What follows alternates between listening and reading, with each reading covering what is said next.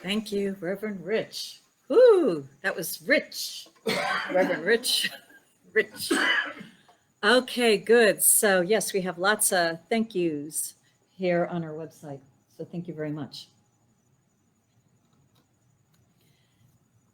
All right, so we've multiplied here in person. Okay, that's cool. Let me begin before I get into our opening talk, although actually this probably has to do with our opening talk, our talk. I would like to announce the manifestation of 3 brand new practitioner interns in our spiritual community.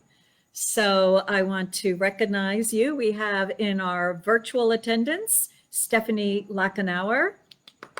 Hey.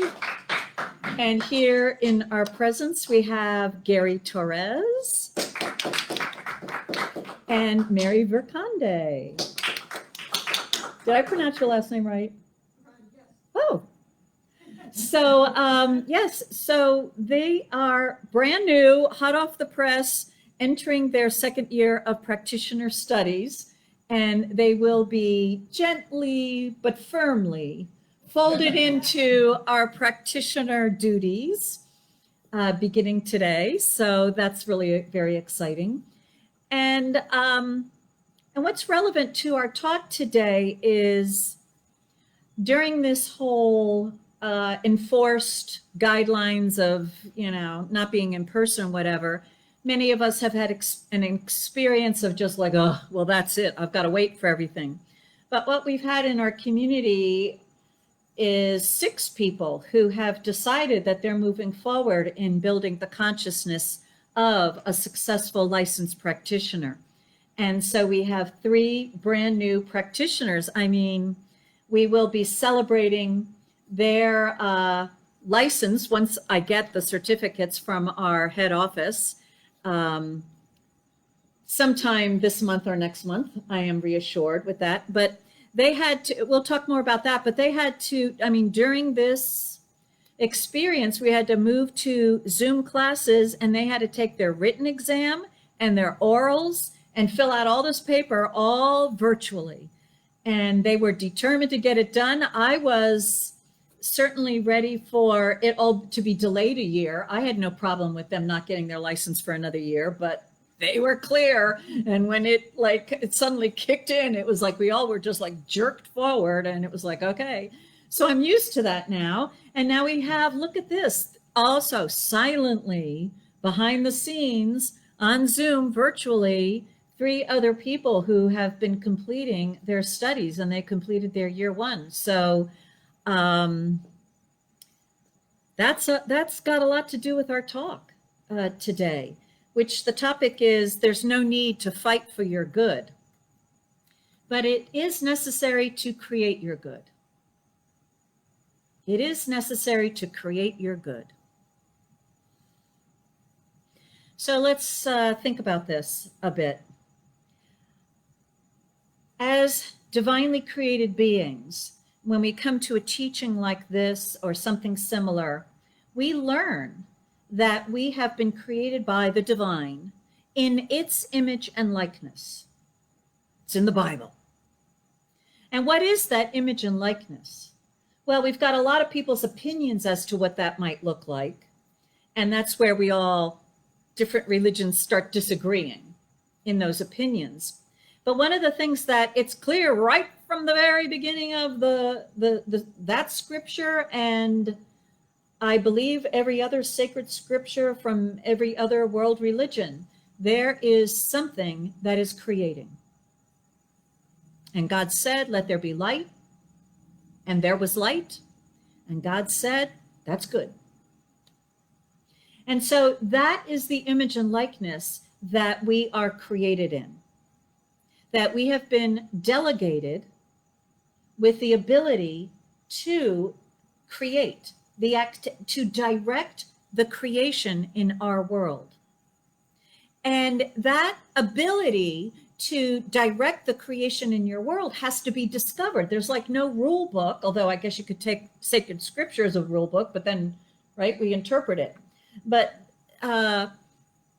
when we start practicing this particular teaching, the science of mind, what we keep saying is, what, as Ernest Holmes said, there is a power for good in the universe and you can use it. And the way we use it is it's a creative law and we can direct it like a hose. Like there's a force of water, a current of water moving through us all, and we can direct it. We don't create it. What we're doing is we're using the activity of creation that's going on all along. And when we don't realize we're using it, we are not experiencing the benefits of that.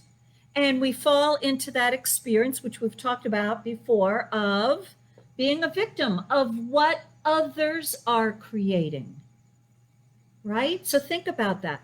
How many things in your world right now do you feel others are creating and it's scaring you and you don't like it? And you may be, posting on Facebook how much you don't like it or whatever. But that belief that other people are creating stuff that's going to impact your world is a very real experience if you're not busy creating your own world. Somebody's got to do it. A world is being created by the divine and humanity is having experiences and activities, and somebody is, or some mass of bodies are unconsciously directing this law to create pretty much what's always been going on, or everything's getting worse. And that which is getting created is created out of the unconscious or conscious beliefs of everyone.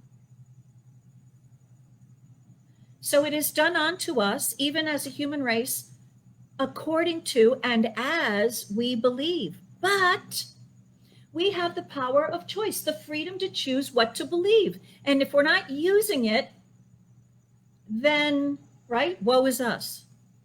Do you really want to be believing what other people are telling you to believe right now in the world? I mean, you can.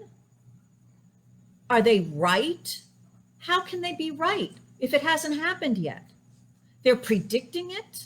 Of course they're predicting it, but that doesn't mean that it will happen. And it doesn't mean that it will happen for you unless, right, you, me, unless we agree with it.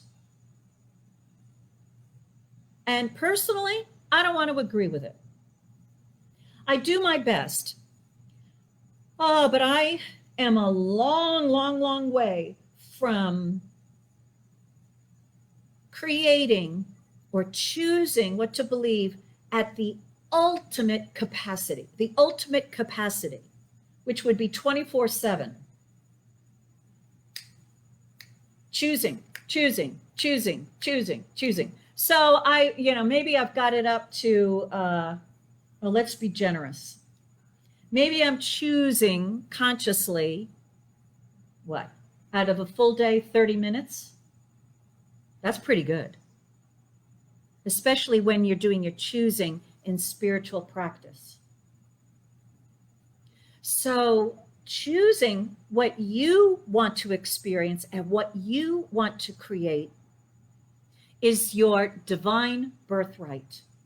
And if you don't do it, the creative law has got to create something just like a computer. It's got to operate default.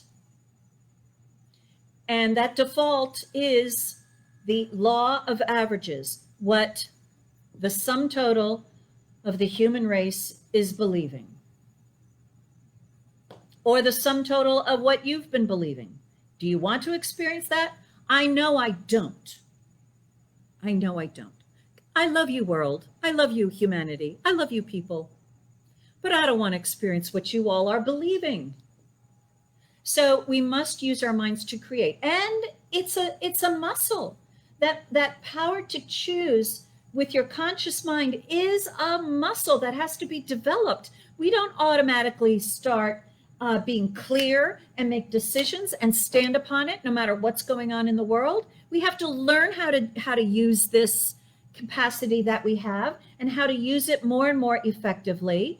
And we have lots and lots of life coaches out there and and podcasters out there who have figured it out and will coach you along the way. And they're all absolutely talking about this law of creativity. Some people call it the secret. It's not a secret. Hello. But it is that willingness to be responsible for your future experience and taking a stand, and then learning how to use your thought to create that experience that you are desiring to choose. That's what it's about. And it's a game. It's an art. It's fun. It's fun. It really is.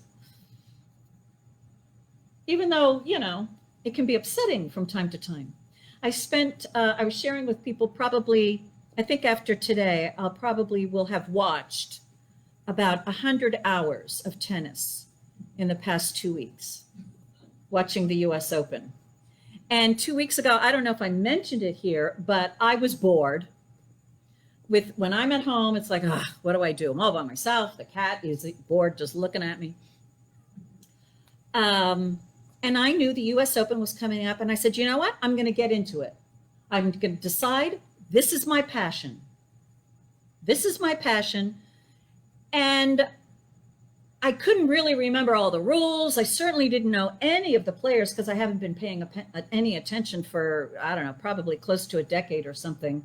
But I just showed up and I got onto the website and I started downloading stuff and I started watching. I started learning the rules. I'm like, oh, yeah, that's right. Oh, yeah, that's right. Oh, that's what. And I started getting to know the people, and I got so focused on it that my home life became alive. And in watching these players in this world situation choose to win or not, as these games went back and forth. And I'm telling you, these games, the past 2 weeks, they were every day. There was at least one, maybe probably two games where I was standing on my feet at a certain point going, oh my gosh, oh my gosh, oh my gosh, oh my gosh, oh my gosh. And, I mean, what do I care? But I just decided I care. So I'm like, oh my gosh, whatever. And I'm serving. But these players, top players, choosing to win with their thought. And then to watch as their thoughts shifted in their favor and not in their favor. Of course, the announcers are blah, blah, blah the whole time, guessing what they're thinking, whatever. But it was very interesting. The announcers could, maybe because they were there, maybe because most of them were prior tennis players and in the game themselves, but they were sensing before it was very obvious when a player had a shift, what they call it, in their energy. But it was their thought. Missed a shot, the other player got a couple of ones, and then all of a sudden, there's a different person in the lead. And you're like, what happened? The women's final last night, Naomi Osaka, lost the first set. That's it. No one has ever won the US Open who lost the first set of the match until last night. It was awesome. Okay. Both players were consciously using their mind. Victoria, the other player, I can't pronounce her last name, she was meditating. If there was a delay in the game, she would sit down and she would close her eyes and she would go into the silence. And I'm like, oh my gosh. And she was so awesome. And so to watch these two people who both were clearly using their thought, empowering them, and then who wins? So our topic is, right, there's no need to fight for your good. And the subtitle is, there is no competition. And here I've just watched 100 hours of competition nonstop. And so in the Science of Mind, what we need to realize is that we receive the good that we receive by right of our consciousness.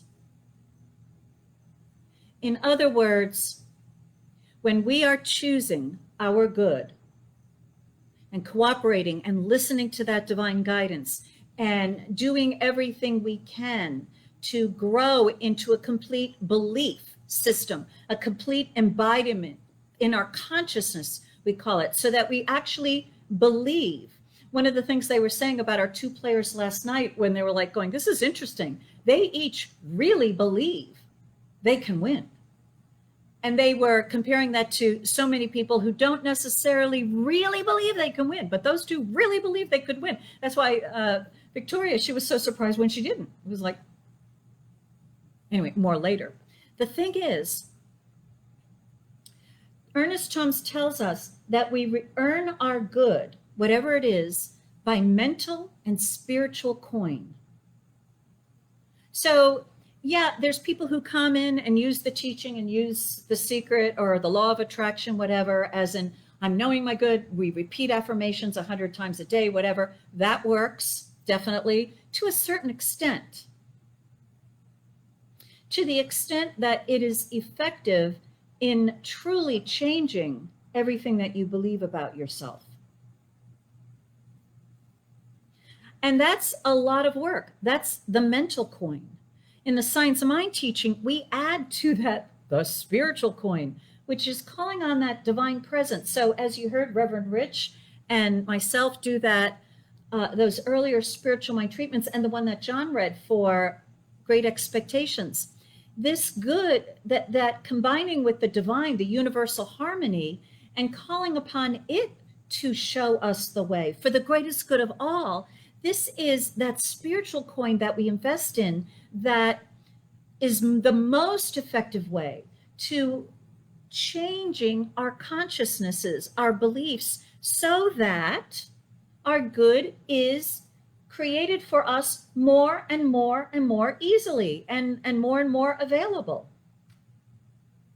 So rather than accepting the good that's already been created, we are divinely created to create new opportunities, new jobs, new careers, new events, new experiences, to go where no one has created so far. And this is what's available to us. And most of us, and most of the time, if you're like me, we're not using this tremendous gift, which is just ours. And maybe we give it a try and we're like, oh, it didn't work for me. I give up. Well, okay. But those tennis players didn't, when they miss a shot going, well, that's it. I give up. One of the things that I noticed, like Naomi lost that first set. She said afterwards, because they kept saying, what were you thinking? What were you thinking in all the interviews? And she said, all I thought was, at the end of the first set when she lost it was, this will be so embarrassing if I lose two sets straight. I got to win something. I got to win the set. She wasn't even thinking about winning the match. She was just like, embarrassment is a strong motivator. I am not going down as a total loser in the final match of the US Open. And it was enough to kick everything else into gear. But that's the thing that we need to learn. When we are directing the law, when we're learning how to do it, we don't give up just because it didn't work the first try, or the 10th try, or the 100th try, or the 1000th try. We just keep at it and learn how to direct that law better and better and more easily. That's the mental and spiritual coin that we do. That spiritual practice that I do every day, boy, that I consider to be the prime part of my activity, where I give the best of myself, my full attention, because everything that unfolds throughout the day is going to be affected by that power hour or power minute or 5 minutes, whatever you've got. It's okay. So, but we have to use it.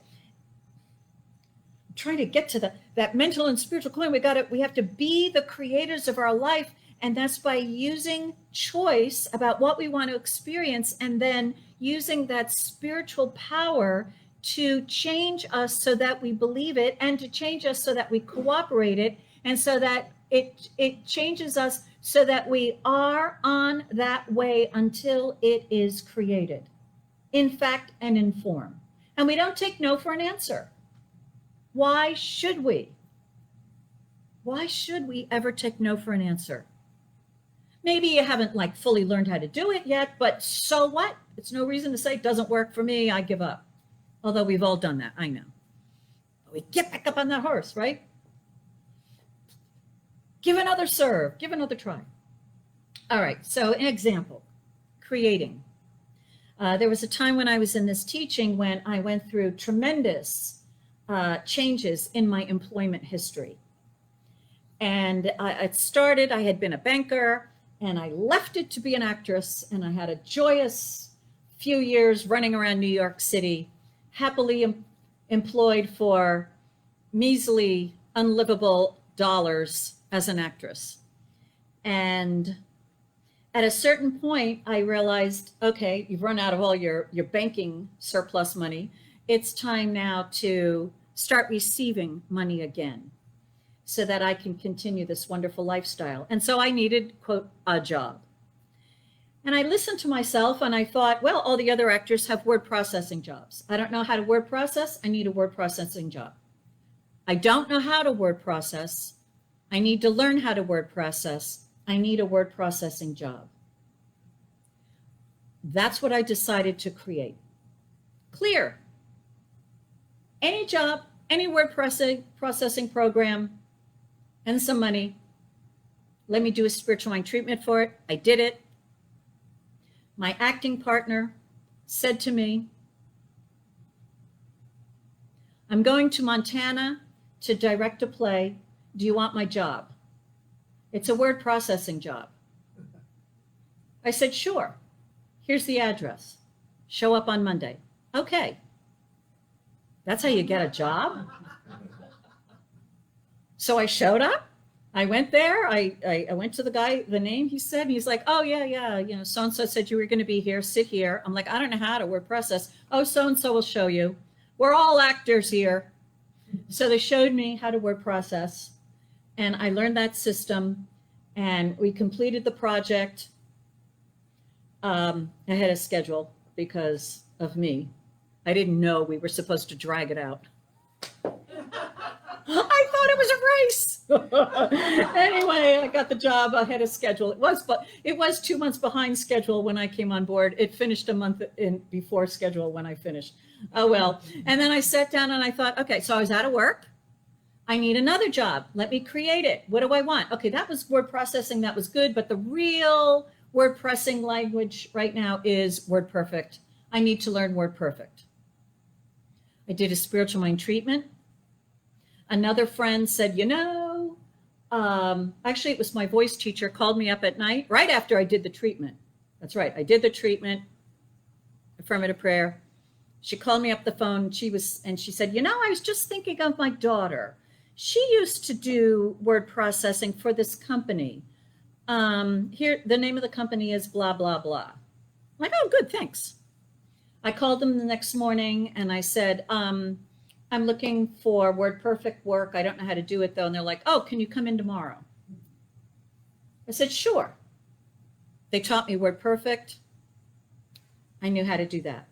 And then I went on from that job to the next job, to the next job. Again, just thinking, what's the next thing? I was earning $10 an hour. I want to earn 15 an hour. I was earning 15 an hour. I want to do word perfect for a law firm. Up, creating each one. Now those were simple, and it all happened, you know, with us in the span of maybe 6 months at the most. But it was a real demonstration to me that I was creating my next jobs. It was an experience that it didn't exist in my world, and sometimes it didn't even exist in those companies, but they decided, wait, we need it. And I just happened to show up and they're like, yeah, we want you. And it was all supported and provided for. This is the power every single one of us is given, not just me. And I was not taking jobs away from other people. I was choosing for myself and then guided here. And then, of course, I had to cooperate. I had to make the phone call. I had to show up. I had to say yes. I had to learn how to do something. I did what was there for me to do, to cooperate. But the choice was all in my own head before anything else started happening in my world. And that's what we want to realize. If we as a human race are just trying to get what other people have created, and that's what happens, right? When you want a new job and you start going through the want ads, you're looking for what has someone else already created out there. And then when you're trying to squeeze yourself into it, right? You know, you're like, well, let me rewrite my resume so it looks like I can do that or something. I don't know, whatever. We're trying to squeeze ourselves into. But what we have available in us and support and are supported for by the universe in potential is create something that is the perfect fit for you. It won't fit anyone else.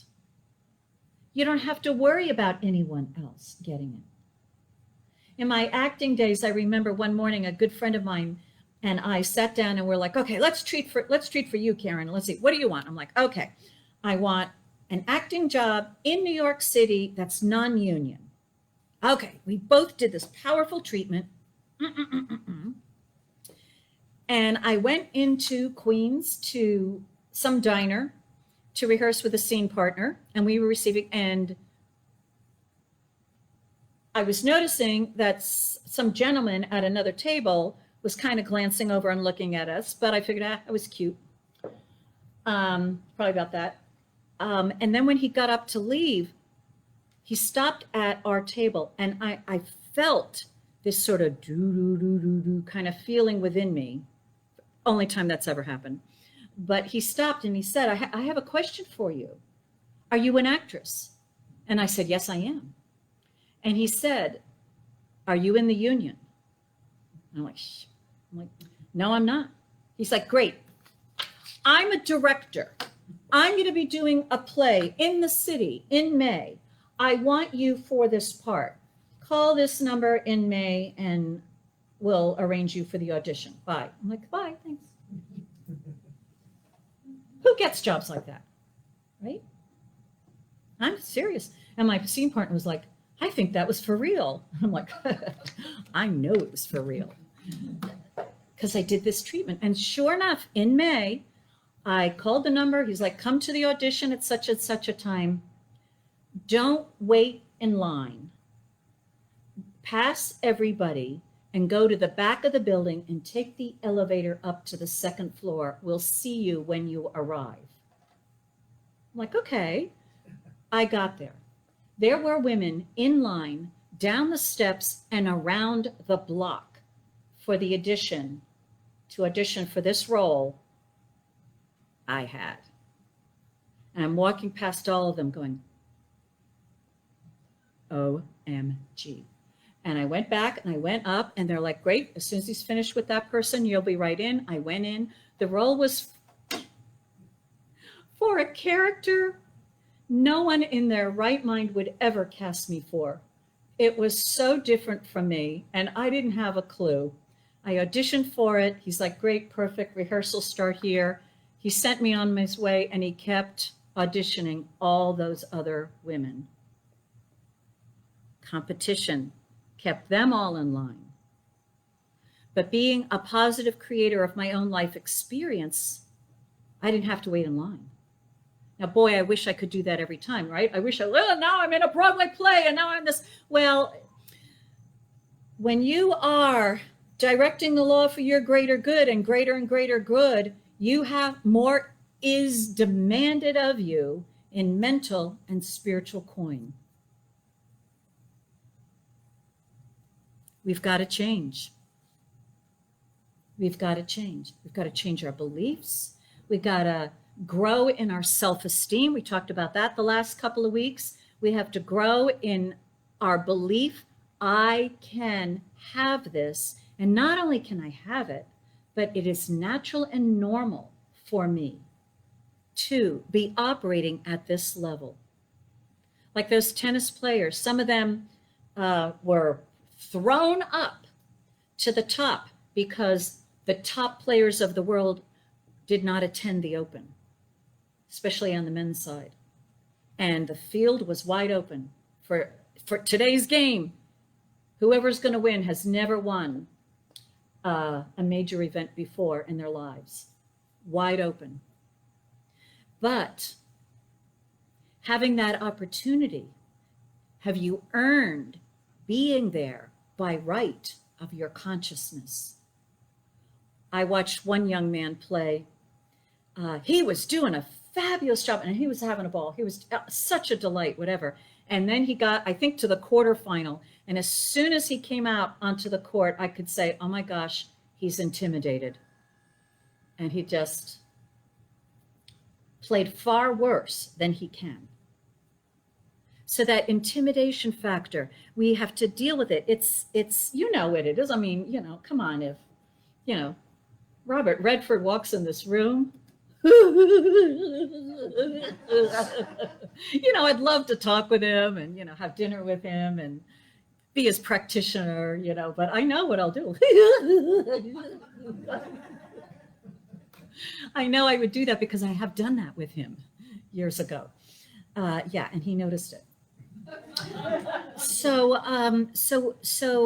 realizing the creative power that is available to us to direct and that we are responsible for directing it, or else it will create something for us, but default to the sum total of our beliefs, which may include the sum total of the human race's beliefs. My teacher, Dr. Stuart Grayson, called it mass mind groupthink. We don't have to go there. We can continue to realize it's a law, a creative law. How do I use it? How do I use it? How do I use it? How do I use it? This, no, that was a little, no, this, oh, that one worked great. Boy, whatever, that treatment that I gave that day that director came up to me, boy, how did I do it? I forget, right? But there was that moment of clarity, something, the law is showing me, yeah, you can do it, honey. And then there's like, and then the next go round, nothing. But that's no reason to quit.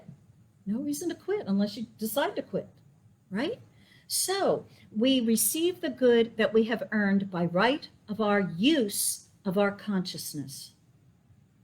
And that is ours forever. And it doesn't matter what the whole human race is doing. Right now, we are as much at we are in as much of that position of infinite possibilities as we were back in January. And if you believe, oh no, I can't do anything because of blah, blah, blah, blah, blah, blah, then, and so it is. Let it be so. But it's too hard. Yeah, it is. But is that any reason not to try? It's too hard. I don't know how. Yeah. But is that any reason to not experiment? Maybe it is for you. Okay, with self-love,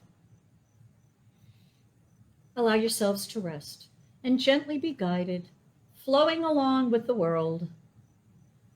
And never, ever, ever even have a glimmer of the life that you could have experienced. A lot of us get into this teaching, myself included, right? And we really do start creating a very lovely life. My life is very lovely. I love my life completely. I have very little to complain about. Even when the building locked me out last week, I remember sitting in my car going, Karen, you have very little to complain about. Go home. Just, they'll figure it out. They'll whatever. And so that peaceful, harmonious life is easy to achieve when you unite with the divine and with love and let it flow through you. But oh my gosh, we have still been given this creative power, the same creative power that Bill Gates used, Steve Jobs, that Martin Luther King used, that someone who decided to build a dam, the Hoover Dam.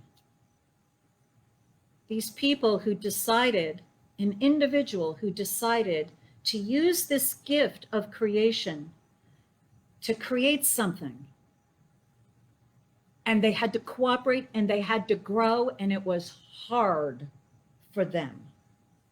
But they did it, because look what happened. And yes, I admit, I am someone who am so grateful whoever figured out the refrigerator and air conditioning and toilets. I'm so grateful, and I'm enjoying the good they created.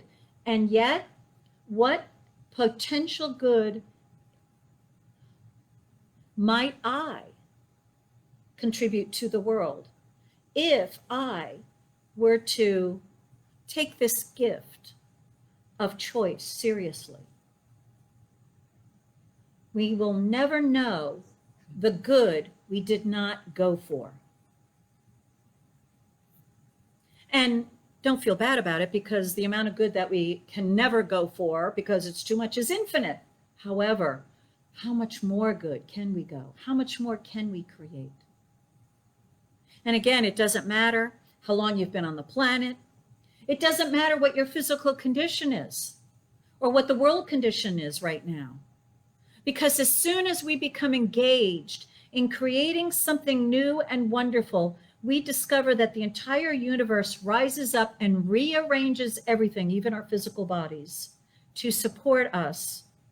This idea that we have of the divines that we have accepted and are now willing to bring through. The divine needs human beings to get its good ideas into humanity. And we can be those who sit beside and go, okay, Bill Gates, I want to work for you. And that's great. I'd love to work there. I think they have excellent benefits and really great working environment. That sounds really great, doesn't it? I'd love that. I'd love to work there. I don't have a clue what they're doing, but I'd love to do it, right? But what's my equivalent? And so as we see these wonderful things that are being done in the world by others, and if there's something that calls to us, like the US Open tennis match, I'm like, wow, that was great. I would love to be a part of that. But I'm not, I really don't want to, play tennis. But what is my equivalent of that? Now that interests me. And I might not know the answer to it, and we rarely do.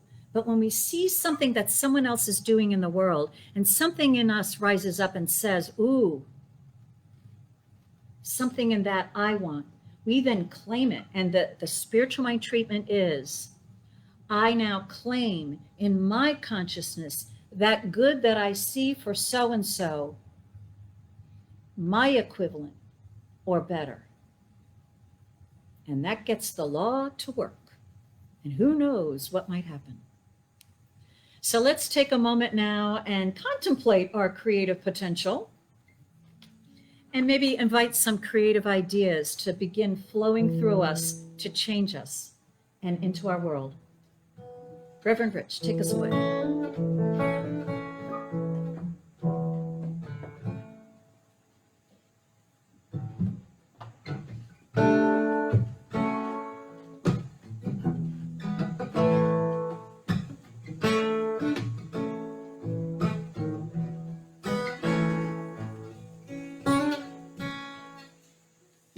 Grateful, grateful, grateful, yes, I'm grateful. Grateful, grateful, grateful, yes, I'm grateful. Grateful for the message, grateful for the message. Grateful, yes, I'm grateful. Grateful for the teaching, grateful for the teaching, grateful, yes, I'm grateful. Grateful, grateful, grateful, yes, I'm grateful.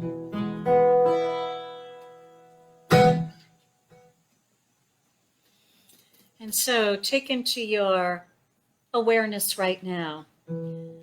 Great expectations. And just listen to your heart. And if you're here and if you're listening, then your heart definitely is saying, oh yeah, there's so much more I want to experience. You might not have any sense of what it is, but I do this treatment now for each one of us to allow this urge within to begin clarifying its message to us. So this word is for each one here. Infinite Mind Knows All is creating each one in order to bring through each one wonderful new creative ideas, to bring wonderful new good to each one, to their own world, and to humanity. And each one is enough right now to start, to accept these new ideas, this divine urge to create something new and wonderful, to have a life that one loves completely, and to have a life that is extraordinary, different from any life that's seen elsewhere, a life that is uniquely designed by the divine for each one to live. And this is the life that is available to each one, and each one has a greater sense of it and a deeper realization of what is possible. And so a greater faith that so much more is on its way, and a greater and more complete willingness to change, to learn, and to grow, and to do what is necessary by right of consciousness, so that this tremendous new good moving through each one is enjoyed completely by each one. This is the truth. That divine mind knows what it is. Each one here has said yes. The law knows how to do it. So I release this word now to that omnipotent, omniscient law that has already taken it, and it's already creating it in fact right now. And so it is.